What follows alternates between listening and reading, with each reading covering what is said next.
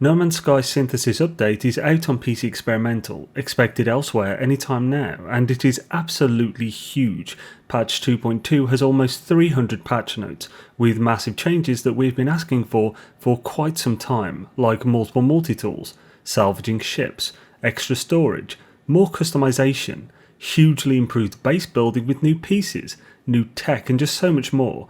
So let's get into it, as this is going to be a big one.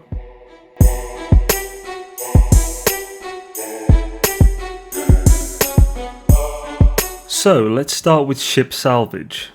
Introduced a new ship salvaging mechanic.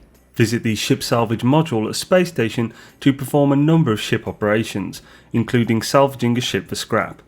Scrap includes valuable products, new technologies, and an inventory augmentation, allowing the expansion of another starship's inventory. Oh man, this is huge. That is something we've been asking for so long. Starship inventories can also be upgraded for a significant amount of units. The Starship Outfitting Station also has the ability to upgrade the class of starships that are not yet S-Class.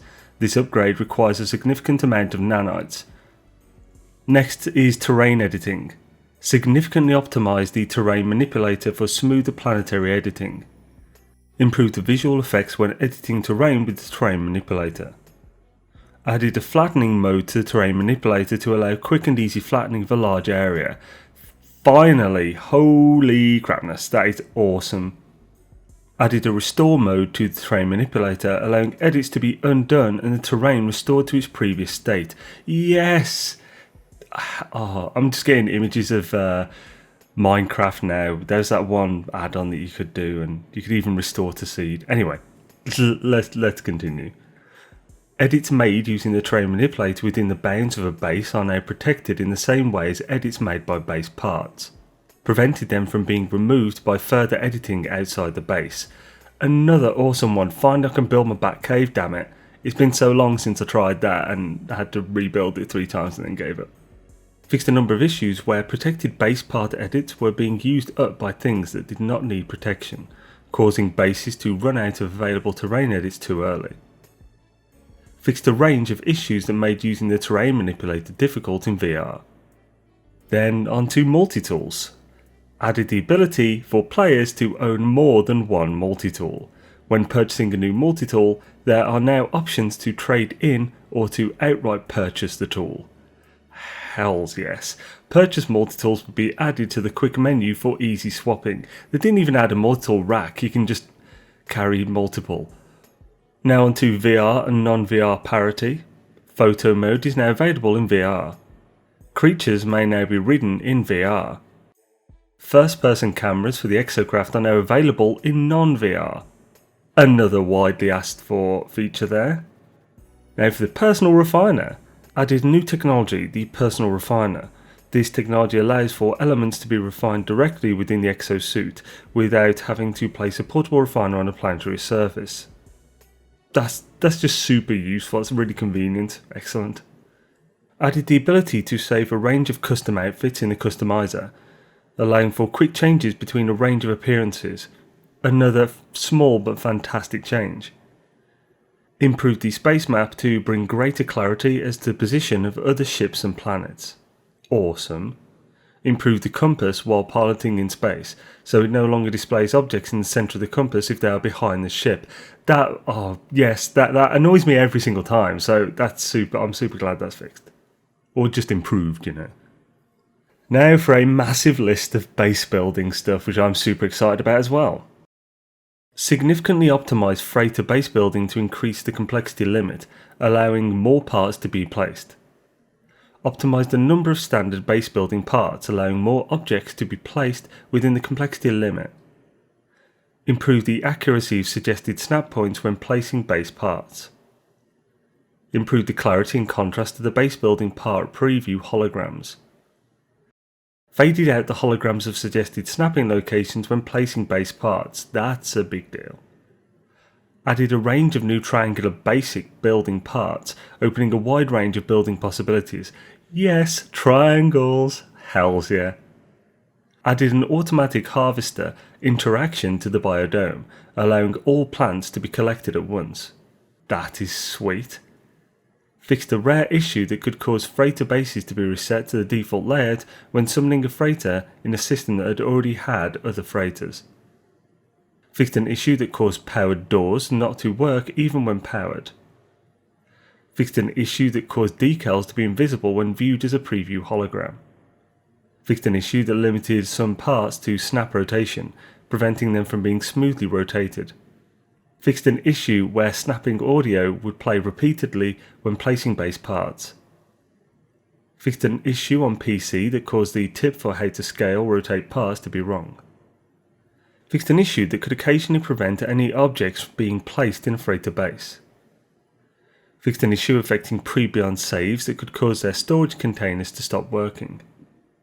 Fixed an issue that caused corridor pieces not to transmit power to parts placed within them. Fixed a number of audio and snapping issues with the terrarium and aquarium base parts. Fixed an issue that made plants difficult to place within planters and biodomes.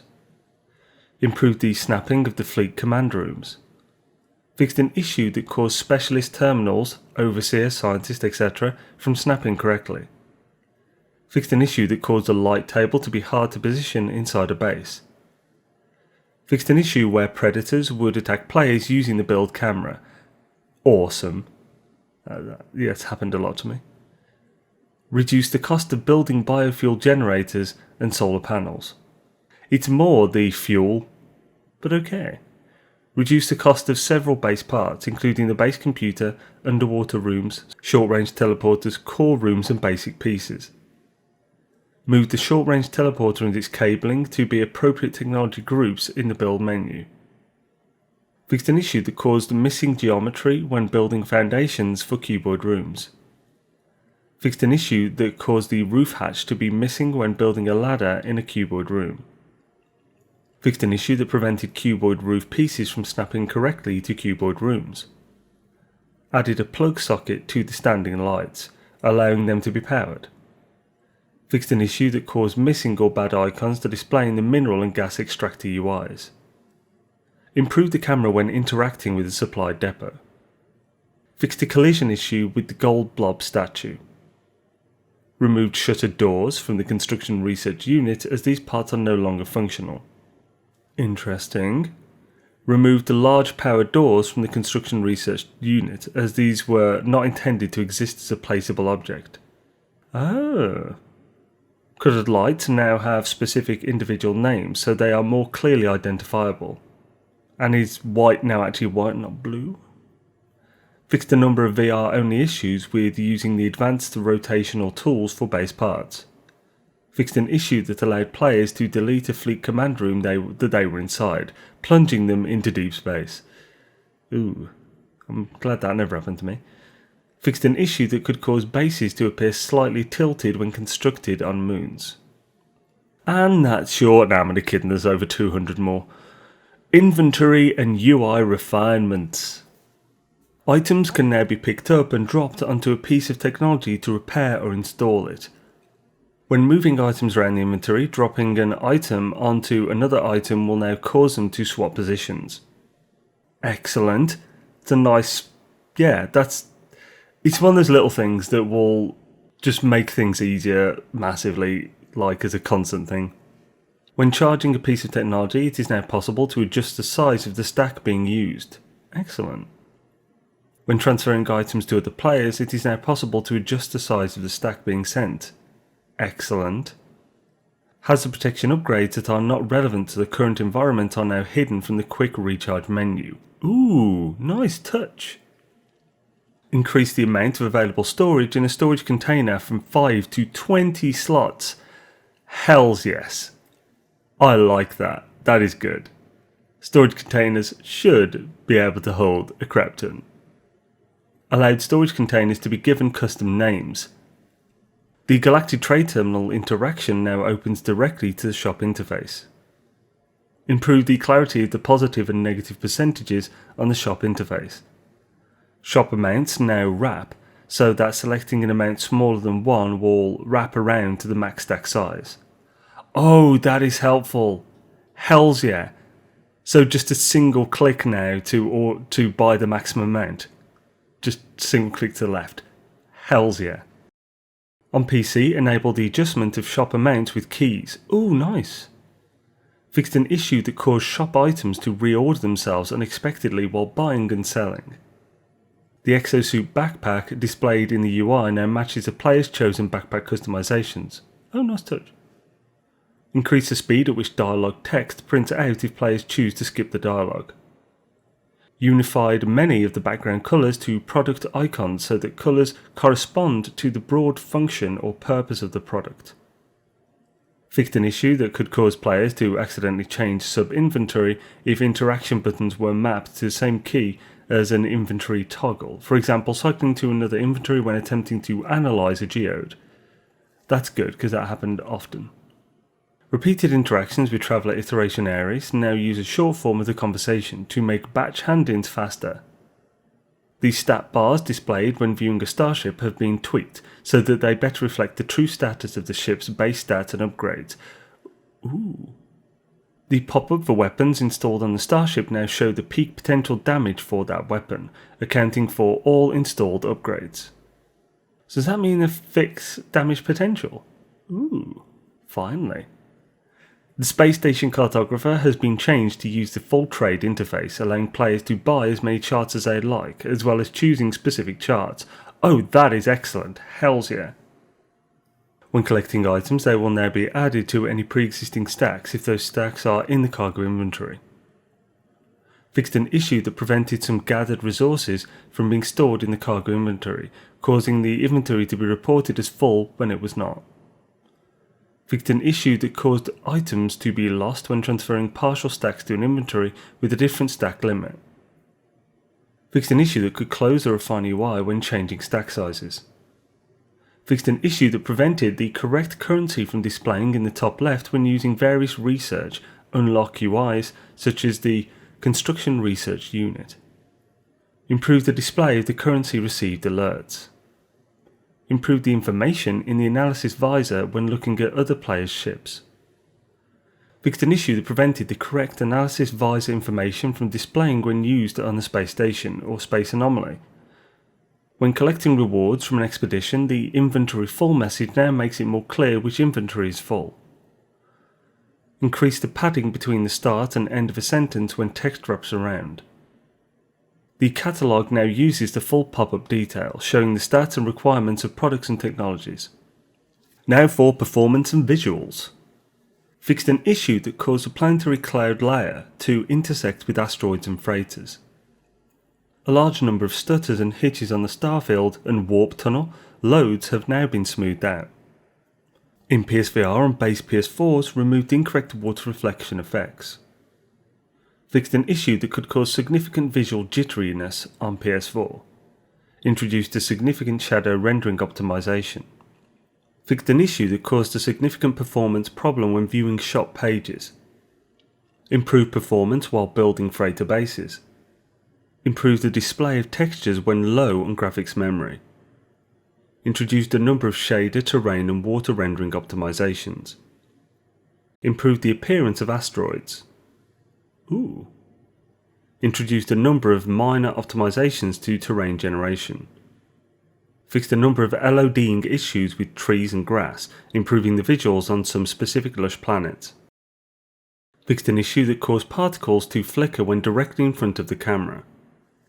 Now some upgrades in technology.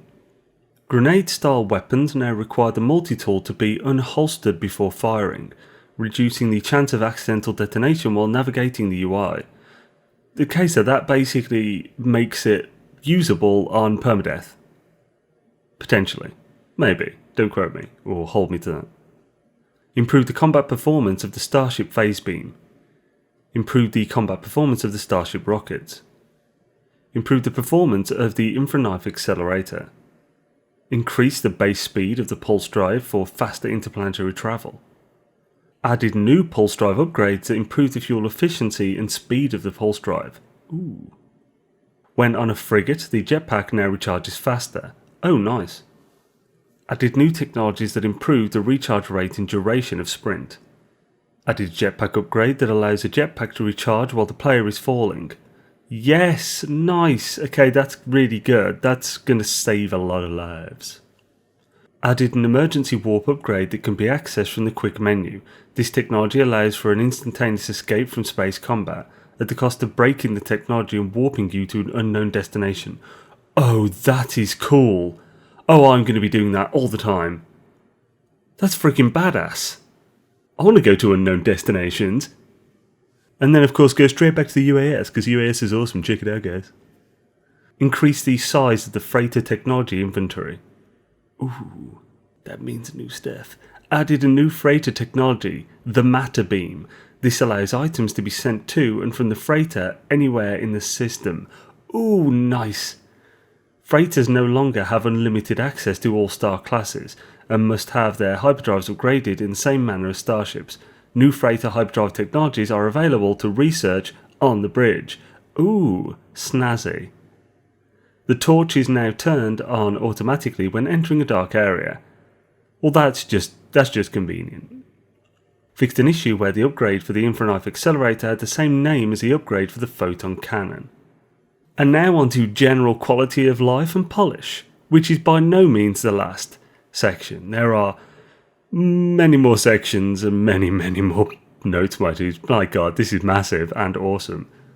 Creatures can now be mounted after feeding them creature pellets. Harvesting and or milking creatures still requires specific bait. The stack size for creature pellets has been increased. Enabled the riding of blob-style creatures. Oh, that's just going to be hilarious. Improved the riding animations for Diplos and Proto-Get creatures. Added audio events to the dialogue system to enrich the text experience. Oh, cool.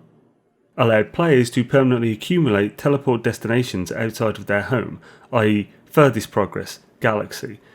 Teleport destinations are no longer removed when leaving other galaxies. That is excellent. Sweet. So, well, this has given a proper answer now that they are fine with and kind of want us to be able to go through different galaxies that we've been through before. Because there was always like a worry that they were going to take it away, that we could go teleport back to other ones, but nope, they've gone the other way. Excellent. In space combat, players who evade enemy fire for long enough will be able to activate the pulse drive and escape. Awesome. When mission markers lead to a point inside a building, the marker is now placed on the door of the building until the player is inside. Yes, this is good. If players die in space outside of their ship, their inventory is no longer removed or damaged. Oh, nice. Fixed an issue that caused NPC ships to land at landing pads where the player's ship was being summoned. NPC ships may no longer land at the last unoccupied landing pad at a player base. That's pretty cool. We now have one just for us at our own bases, which is kinda, it should be that way. The feedback received when shooting an object with an ineffective multitool mode using the mining laser against armoured doors, for example, has been improved. Fixed an issue with mouse sensitivity when using ship free look, if the flight settings used locked rather than tethered controls. Made a number of improvements to the system of practicing language with NPCs. Improved the rewards for practicing language with NPCs. Increase the variety of responses when practicing language with NPCs.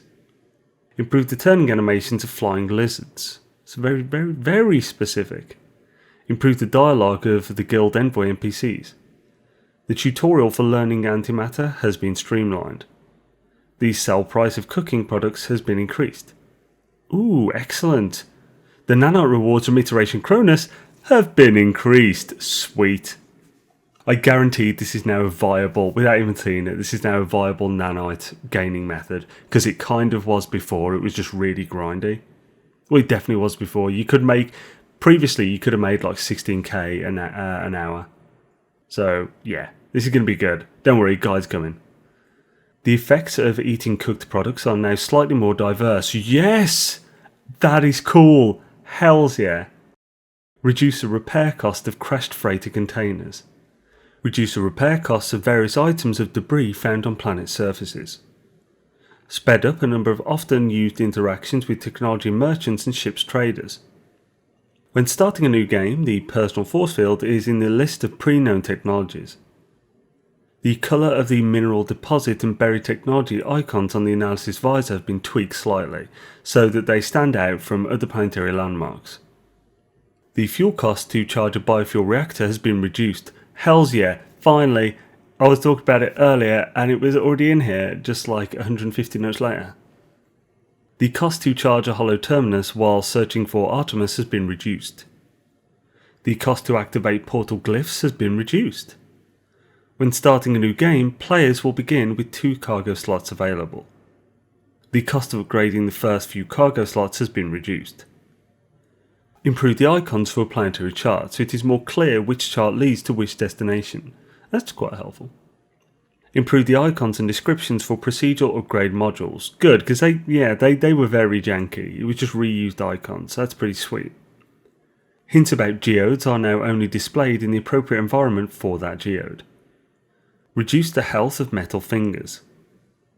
Improve the text description when a player is killed by jellyfish or abyssal horrors. Other miscellaneous text improvements. Gotta love the coverall note there. And now for multiplayer.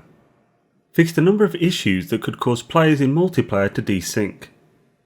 Fixed a number of issues that could cause players in the same multiplayer session to be unable to see each other. Fixed a rare issue that could cause players never to see others in multiplayer. Fixed a number of issues where players would be locked out of interactions while in multiplayer or the space anomaly. Fixed an issue that could cause single player mission markers to all move to the current system when entering the space anomaly. Reduced the number of base parts required when building bases for Nexus missions. Added more information to multiplayer chat alerts about where players are flying to. Added chat alerts to other members of your group when you take damage. Added more chat alerts to let other players in the group know about your mission progress, for example collecting an item or requiring more of a substance to build a part. Reduce the number of chat messages sent when engaging pirates in multiplayer mission. Fixed an issue where some multiplayer chat alerts were being seen in a single player. Added a confirmation when beginning a multiplayer mission from the Nexus on your own. Added a confirmation when using the Space Anomaly teleporter while in the Ready Up phase of a Nexus mission. Improved the clarity of the text message when saving progress in multiplayer. Fixed an issue that could cause Sentinel drones to vanish in multiplayer after a player had died. Fixed an issue that caused vehicle damage to ignore multiplayer permissions, permitting player damage against players with PvP disabled. Fixed an issue that could cause players to be incorrectly listed as part of a multiplayer session after they have left a mission. Terrain edited around key community goals can now be undone by any player. Now for the discovery page. The discovery page system view now opens to the right section for your current system, a small but very good change. When opening the discovery page, the planet page is now open first if you are currently on a planet. Fixed an issue that prevented the upload all button from working in the discovery page. Mixed feelings about that one. In the discovery page system view, planets can be hovered over to quickly see their available resources. Discoveries in the discovery page can now be rotated. Added a marker to the system view on the discovery page that shows the player's current planetary location. Oh, hells yeah, that's really cool. Undiscovered planets in the discovery page are now desaturated, making it more clear which planets have been mapped. Improved the text on the discovery page that describes the habitat of a creature. Fixed several issues that caused variable names to display on the discovery page instead of the correct text. Improved the animation of discoveries in the discovery page. A creature's desired bait is now featured with its other information on the discovery page. That's again another small but quite important touch that's really good. The tabs that cycle discovery type in the discovery page are now directly clickable. When opening the discovery page immediately after discovering a creature, the page is opened directly on that creature. Another nice. Improved the appearance of the discovery page on dead planets. Fixed an issue that caused bone and scrap to be displayed incorrectly on the discovery page. Fixed an issue that caused text clipping in the discovery page. Fixed an issue that could cause the Multitool, Starship or Exosuit backpack to appear on the discovery page.